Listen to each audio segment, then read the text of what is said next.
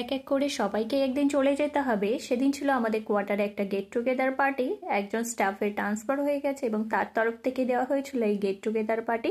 তার জন্য আমরা ঝটফট করে রেডি হয়েছি, কারণ একবার ট্রান্সফার হয়ে চলে গেলে তাদের সাথে আর কখনো হয়তো দেখা হবে না। তাই সে চেয়েছিল সবার সাথে একটা সুন্দর টাইম কাটাতে। তার জন্য দেখো এখানে আমাদের সবার জন্য একটা খাওয়া দাওয়ার অ্যারেঞ্জমেন্ট হয়েছিল। টোটালি 40 জন ছিল, কারণ এখন সামার ভ্যাকেশন চলছে, সবাই তার বাচ্চাকে নিয়ে এখন গরমের ছুটির কারণে বাড়িতে গেছে। তাই আমরা যারা প্রেজেন্ট ছিলাম তারাই এখন চলে এসেছি। আর দেখতেই পাচ্ছ আমাদের খাবারের মেনুতে এখন দিয়ে দিয়েছে স্যালাড। আমরা যে যার মতো স্যালাডগুলো তুলে নিচ্ছি। এরপরে আমাদের এক এক করে সমস্ত খাবার দিয়ে দিয়েছিল। যেমন ধরো দেখো এখানে প্রথমেই গোলাপ জামুনটা ফার্স্টে দিয়েছে, আমরা কিন্তু এটা লাস্টে দিই, কিন্তু তবে এদের এখানে মিষ্টিটা আগে দেয়। তার সাথে দিয়েছে ফুড কাস্টার্ড।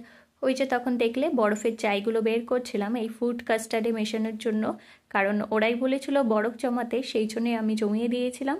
আর তার সাথে দিয়েছে জুস খেয়ে একটু গলাটা ভিজিয়ে নিয়েছিলাম, কারণ গল্প করতে করতে গলা শুকিয়ে গেছে। আর তারপর দেখতেই পাচ্ছ আমার বর চলে এসেছে এখানে খাবার দিতে, কারণ জানো তো এখানকার একটা সিস্টেম আছে, যার যার ওয়াইফ এখানে প্রেজেন্ট থাকবে তার হাজব্যান্ডই এসে খাবার দেবে।